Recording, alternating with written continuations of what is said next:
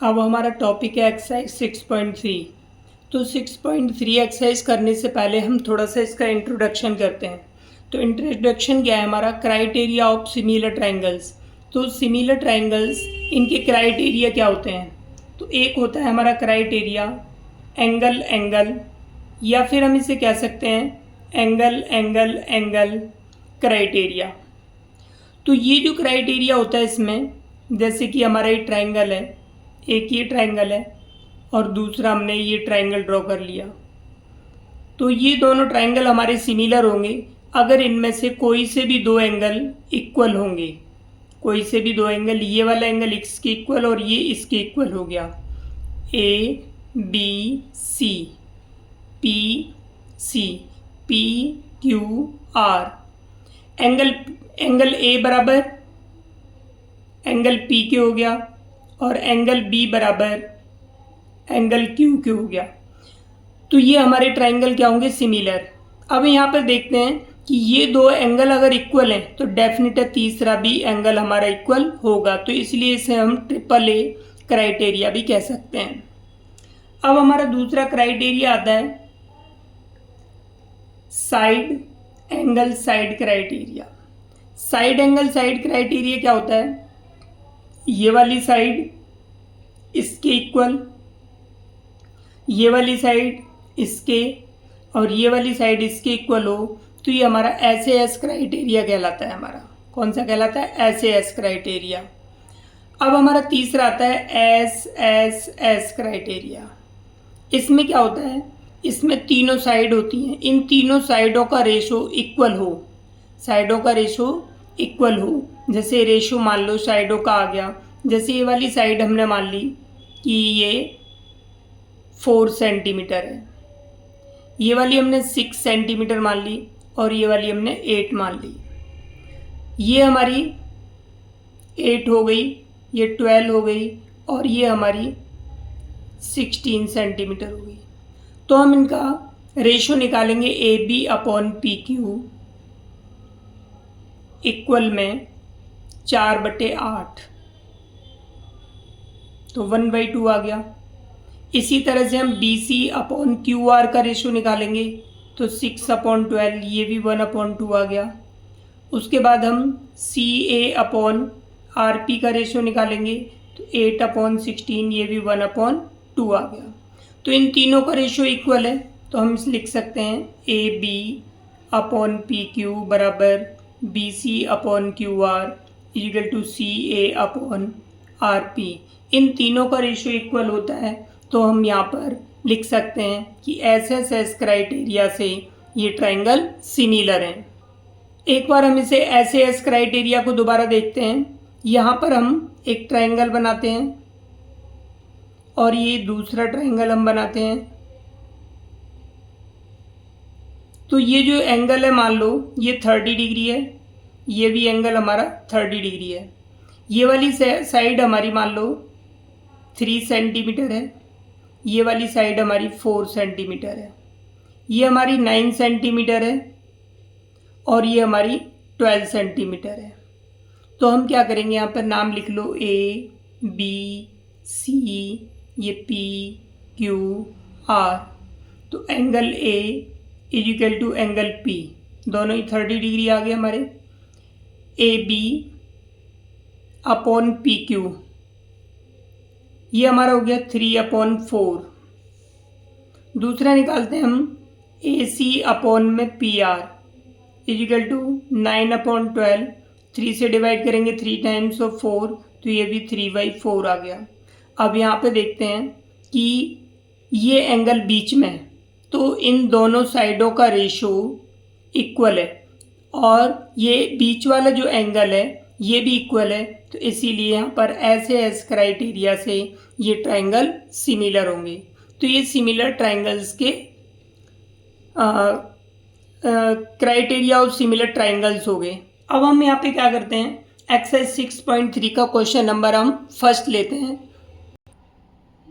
अब ये हमारा क्वेश्चन नंबर फर्स्ट है, एक्सरसाइज 6.3 का क्वेश्चन नंबर फर्स्ट का फर्स्ट पार्ट लिया।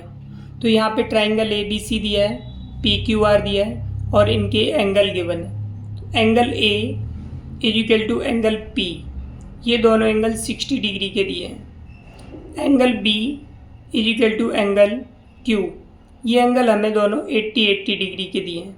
तो हमारे दो एंगल बराबर हो गए, दो एंगल बराबर हो गए तो हम लिख सकते हैं ये ट्राइंगल दोनों सिमिलर हैं।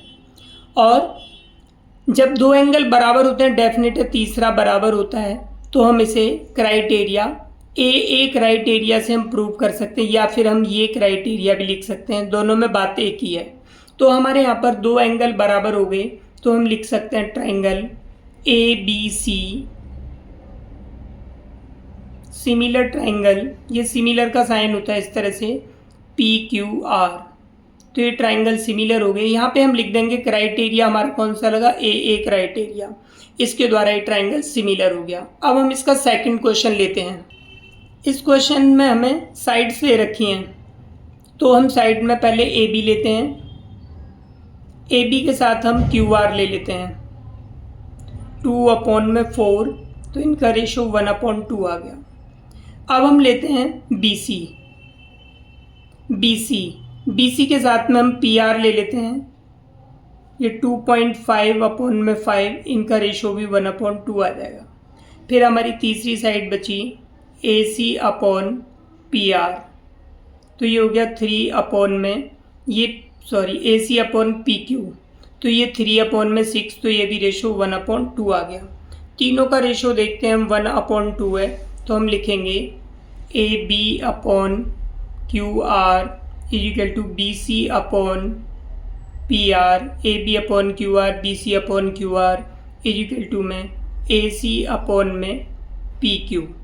तो ये देखते हैं तीनों का रेशो इक्वल है, तो हमारा जो क्राइटेरिया लगेगा यहाँ पर एस क्राइटेरिया के द्वारा ये ट्राइंगल सिमिलर होंगे। लेकिन अब हमें ये देखना है कि triangle A B C similar P Q R लिखेंगे या और कुछ लिखेंगे, हम ये नहीं लिख सकते। ये क्यों, रीजन क्या है, देखो यहाँ पर हमने ए बी सी इस तरह से लिया, ये वाली साइड फिर ये, तो triangle A B C similar triangle. अब कैसे होगा, यहाँ पर हमने ए बी लिया था तो क्यू आर लिया था, तो ए बी क्यू आर लिखो। उसके बाद हमने बी सी लिया, बी सी के बाद आर पी लिया, तो यहाँ पे पी आ जाएगा। तो triangle A B C similar triangle Q R P के होगा। तो इस तरह से लिखने का एक तरीका भी होना चाहिए। ये वर्डिंग यहाँ पर जो हम अल्फ़ाबेट लिखते हैं उसी सीरियल के हिसाब से लिखेंगे। देखो ए बी सी ये लिखा है, 2, 2.5, 3, तो यहाँ पे 4, 5, 6 लिया है, तो क्यू आर पी। इस तरह से ट्राइंगल एस क्राइटेरिया के द्वारा ये सिमिलर प्रूव हो गया। अब हम इस थर्ड क्वेश्चन में रेशो लेते हैं। तो थर्ड क्वेश्चन में हमने ये ट्राइंगल एल एम पी ले लिया, triangle L M P and triangle D E F ले लिया।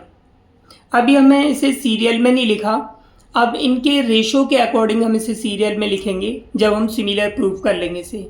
तो यहाँ पर हम ले लेते हैं सबसे छोटी भुजा एम पी और इसकी सबसे छोटी भुजा डी ई, तो इनका रेशो आ गया 2/4 इक्वल टू 1/2। अब उससे बड़ी लेते हैं, इसकी एल एम ले ली हमने और इसकी ई एफ इक्वल टू 2.7/5, तो इनका रेशो जो है हमारा 27/50, ये डिवाइड भी नहीं होगा, ये आ जाएगा। तो इसका मतलब है हमारा दो साइड्स का रेशो इक्वल नहीं है, तो तीसरा सो डेफिनेट तीसरे की ज़रूरत ही नहीं है हमें, लेकिन हम निकालते हैं उसे भी, एल पी अपॉन में डी एफ तो इक्वल टू 3/6, तो ये 1/2 आ गया। टू साइड्स का रेशो इक्वल है, लेकिन ये थर्ड वाली साइड का रेशो हमारा इक्वल नहीं है, तो हम कह सकते हैं इस तरह से ये ट्राइंगल जो है हमारे सिमिलर नहीं है। तो triangle M P L not similar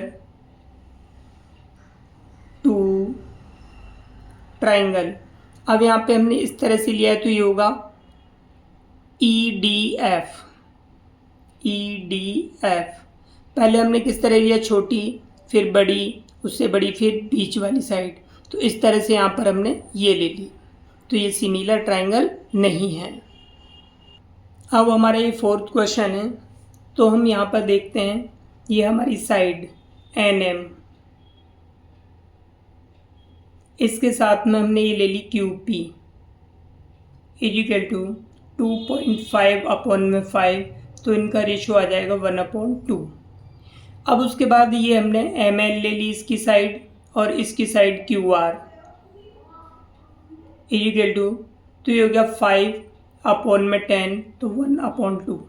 two sides का रेशो इक्वल आ रहा है, और एंगल M बराबर है हमारे एंगल Q के, ये दोनों 70 डिग्री हैं। तो हमारे पास में दो साइड्स का रेशो इक्वल है, दो एंगल्स इक्वल हैं और इनके साइड का रेशो इक्वल है, तो ऐसे एस क्राइटेरिया लगेगा। क्राइटेरिया हम इस तरह से लगाएंगे, NML in triangle NML similar triangle, इसका नाम लिखेंगे हम इस तरह से PQR, क्योंकि ये जो एंगल इक्वल है ये बीच में आना चाहिए, जो एंगल इक्वल है बीच में M, यहाँ पर M है और यहाँ पर ये Q है, तो इस तरह से ये ट्राइंगल हमारा कौन सा क्राइटेरिया लगा, साइड एंगल साइड क्राइटेरिया के द्वारा ये सिमिलर ट्राइंगल हो गए। अब हमारा ये फिफ्थ क्वेश्चन है, हम इस फिफ्थ क्वेश्चन में देखते हैं कि इसमें रेशो साइड का इक्वल है या नहीं। तो हमने देखा यहाँ पर AB अपॉन में DF is equal to 2.5/5 is equal to, इसको डिवाइड करेंगे 1/2 रेशो आ गया।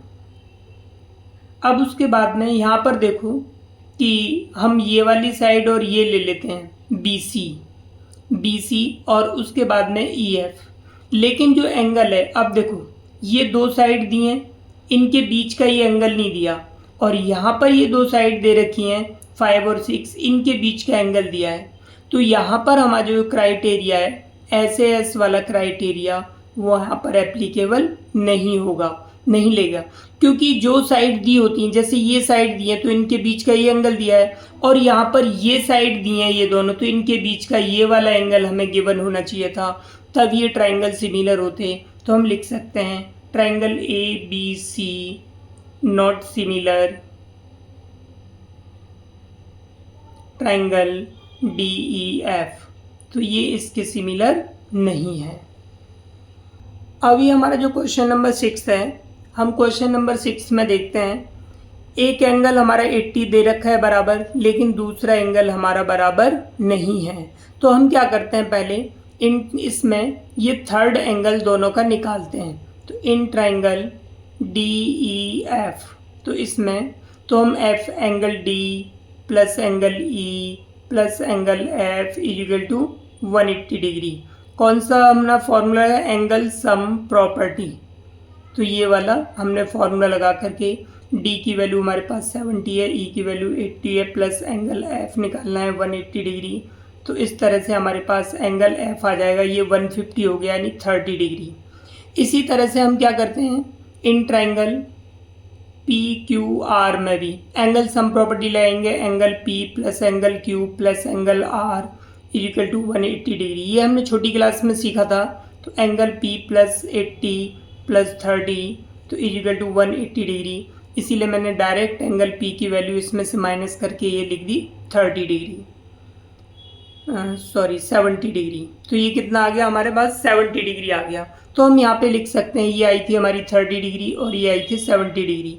अब देखो इनके तीनों एंगल बराबर हो गए, तो हमें सिर्फ दो ही एंगल चाहिए थे, तो हम लिखेंगे angle D is equal to 70 degree, और कौन सा है angle P, angle P is equal to 70 degree, तो एंगल D बराबर एंगल P के आ गया हमारे पास। अब उसके बाद में एक और ले लो, एंगल E ले लो, angle E equal to 80 degree और angle Q equal to 80 degree, तो एंगल E बराबर एंगल Q के आ गया। तो ये हमारे ये कितने आ गए, ये वाला आया था 70 और ये आया था 80, दो बराबर हो गए, हमें तीसरे की जरूरत नहीं है। वैसे तीसरा भी यहाँ पर बराबर है, लेकिन हमें सिर्फ 2 की ज़रूरत है। तो हमारे पास 2 एंगल अगर किसी भी ट्रायंगल के बराबर हो तो वो ट्रायंगल सिमिलर होते हैं। तो हम लिखेंगे ट्रायंगल DEF,